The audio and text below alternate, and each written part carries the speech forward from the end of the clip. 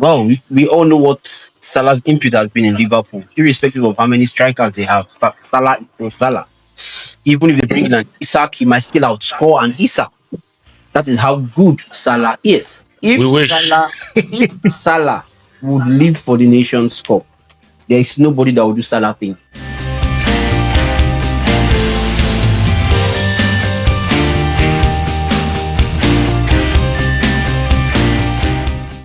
Yeah, welcome to the FootyWit Football Talk Show. My name is Ahis Anthony, and good to have the EPL back. But I am not here alone. Chimamaka is not strange to the episode. We all know Chimamaka. Chimamaka, what's up? How you doing? I'm very good, man. It's good to be here again. Good to be here. After a long To have you. break of football. And also Biola. He made his debut when we had the Europa League preview. And he said some things which possibly I might play for him while we're recording this. He said some things with chest, but at the end of the day, it didn't work. It didn't happen. Manchester United lost. Yeah, what can I say? Very, very Man United, like, we are back. We're back. Yes. And, Manchester United is back. I mean, the last time I was here, Chelsea were not champions of the world. So, congrats to Kopama and Co. And also we welcome Perry making his debut, coming in from the right flank. Perry is a Liverpool fan to the core. They are very, very hard to get, and I'm surprised. Perry, how did you start supporting Liverpool? I just saw the best striker in the world, Michael Owen, and I said, this is the team. Fell in love with Steven Gerrard, and a lot of trophies later, here I am. I have every ounce of belief that you were probably supporting Manchester United or Arsenal before. They broke your heart and you decided to switch allegiance. Liverpool defending champions, Arne Slot getting his hands on the big ears in his first stint. A lot of people would say it's a fluke, despite the fact that some tagged last season a freak season, being that other teams just withered away. The only team that could have given Liverpool that competition had a lot of injury problem, which is Arsenal. Yes, we all know. And 5 games to go. I think Liverpool won. No, it's facts. What we're saying here is facts. As the last season, 2024-2025 season, the only team that came close to competing with Liverpool was Arsenal. And they fell off because they had injury problems. I don't know. Right? I don't know. Chelsea were in there for a while until Maresca got them with his mouth. So, I mean, saying Arsenal is like, oh, because you guys wore the bridesmaid's dress, it means that you could have been the bride. I don't think that's true. I don't know. I mean, it's fine. What I'm stating are just pure facts and not opinions and not conspiracy theories. Yeah. Arsenal was the only team that came close to Liverpool because Liverpool won the league with 5 games to go, and they were crowned champions. So let's look at the common season. What are Arne Slot's chances going into this season? I would say the chances are slimmer than last season. And someone will go and say, why would I say that? Last season, we had a different manager, but same players. Same players from the season where we competed with Manchester City and Arsenal and ended up falling away 3 games to the end of the season. So the same team remained, brought in Arne Slot, and Arne Slot's tactics are not so different from Jurgen Klopp. And I think that's why we opted for Slot rather than Amorim, because Amorim goes 3-4-3, if I'm right, Biola, and Slot still goes with the 4-3-3. So similar tactics, just a little bit of tweaking here and there. And so I would say this season, as we have already seen in the Community Shield and the preseason friendlies, the team needs to gel. You have new players in vital positions. For example, you have Milos Kekes, you have Jeremy Frimpong, and those two That is not honest. That is not Trent Alexander-Arnold, and that's not Andy Robertson. So those are two different caliber of players. Kekes, yes, I would say I'm more confident in him than Frimpong. And losing the creativity of Trent Alexander-Arnold, you bring in Florian Wirtz. But the problem with that is you have to balance the midfield. How do you do that? How do you play? You have lost 3 key attackers. God rest his soul, Diego Jota, Darwin Núñez, and Luis Diaz. So how do you play then? What do? You bring in Hugo Ekitike, who I think would be a revelation. But at the same time, I personally have noticed Gakpo play differently on the wing because Ekitike drifts in. Meanwhile, with Diaz was so fine with that false 9-ish kind of position, allowing Gakpo to enjoy room and all that. So I would personally say a shocker to a lot of people. A lot of money spent, but spent for the future. I am. Can I say this on air? My enemies will have evidence. I'm strongly tipping Arsenal for this league this season. Very sad. Very sad. And that's because they have balance. That's all. Why is everyone acting shocked? Why is everyone acting shocked? I mean, if we look at the squads on paper, let's be honest, right? Arsenal arguably have the best team in the league at the moment. I mean, it's the balance from midfield to attack. I mean, from defense to attack is there, and the fact that you guys are looking to bring in a left winger, probably a Bereze, if not Rodrigo, anything can happen. Possibly heading to Spurs. Possibly, but I mean, anything can happen. The fact that your guys are, it's a luxury signing. Let's be honest, right? It's a luxury signing. It's an improvement on the quality that is already there in that left wing. So I agree with Ferry to a large extent. I think Liverpool are lacking a bit of that balance, across from the midfield to the attack. They had that support slide, Alistair. I would say trying to build it. Because the balance isn't there. People feel we rebuilt last season. Last season we didn't rebuild. We just did charity for. It was only Chiesa. Charity for him so that he can get his first Premier League title. Something Arsenal can't do for any player. But now we are rebuilding a whole team. So in terms of the defense, I would say that with the signing of Leone from Parma, who is the next Maldini.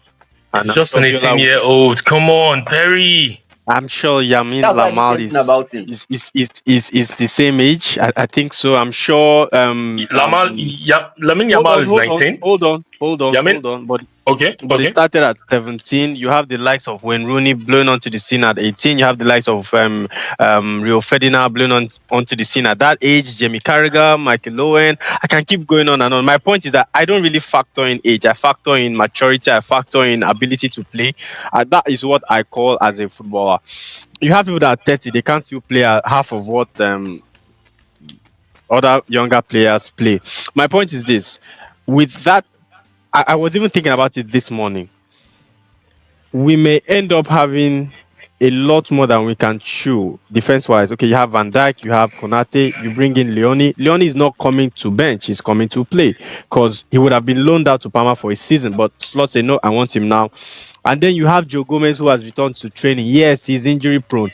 If you bring in Mark Guehi on that, you have 5 central defenders for 2 spots. What I think Liverpool needs in central defense is a defender who will put Van Dijk and Konate on their toes. It means because Van Dijk seems to be slipping. Van Dijk seems to be, it's not that big Van Dijk anymore. You on your own have a one-off game, and everybody says you are sleeping.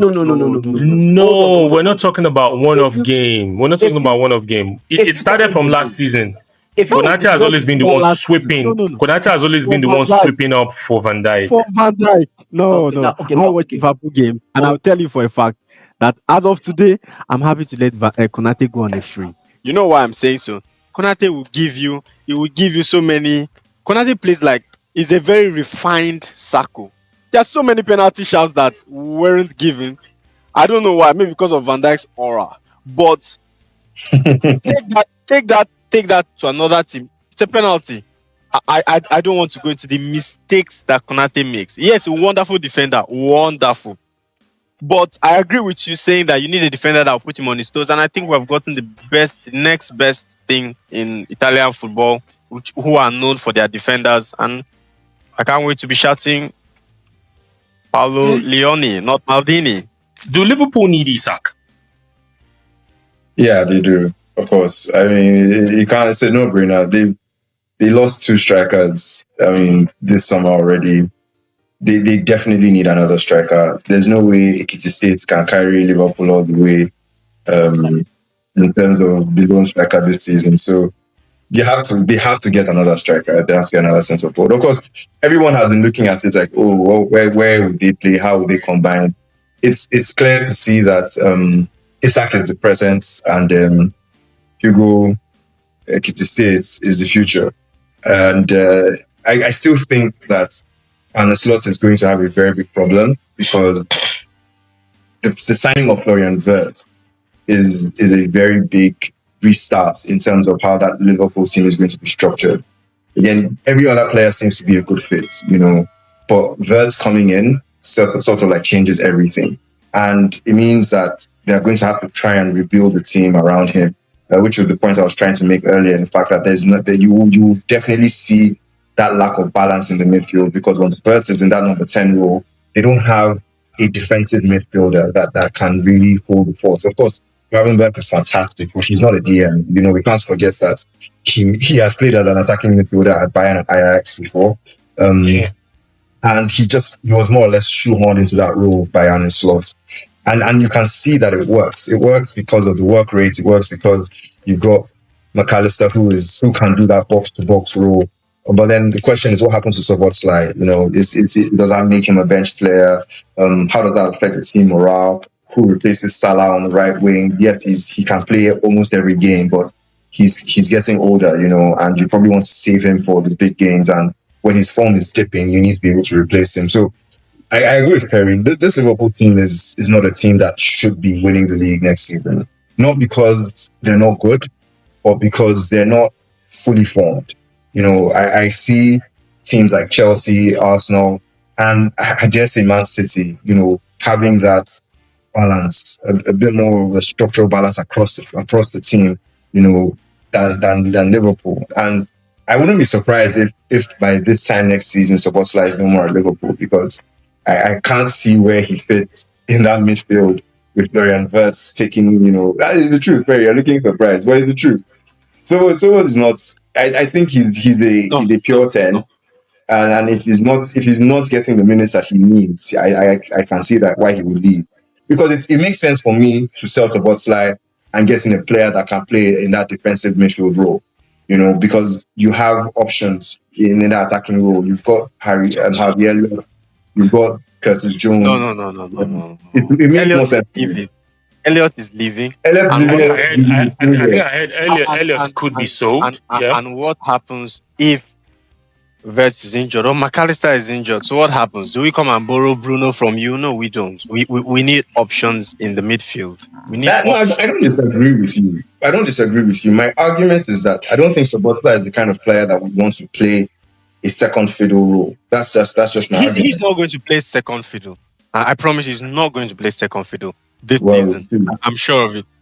Because I think is going to play second fiddle is going to be Curtis Jones. That is what I think is going to happen. No, yeah, definitely. Curtis Jones is definitely. And we play FA Cup, we play the Carabao Cup, we play the Premier League, we play the Champions League, we play all competitions in Liverpool Football Club, and we compete for all. So I'm very sure that every single top midfielder, be it Wirtz, be it McAllister, be it Gravenberch, I would even go as far as Endo, would have a very sufficient amount of time to say, okay, I'm still staying here next season. The last point on Liverpool, Chimamaka, to you. Yes, despite the fact that Liverpool wants Isak, Isak seems to be the missing piece, right?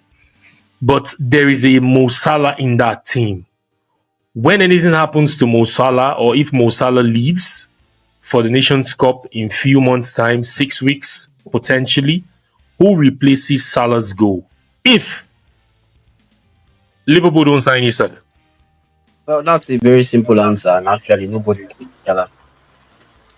actually very, very bitter pill to swallow because you've had one of the most consistent attackers in the Premier League. And well, we all know what Salah's input has been in Liverpool, irrespective of how many strikers they have. Salah is Salah. Even if they bring in an Isak, he might still outscore an Isak. That is how good Salah is. Now, the question you asked is a very, very important question that I believe or I wish Arne Slot should listen to this podcast to be able to have an answer to that. Because if We wish.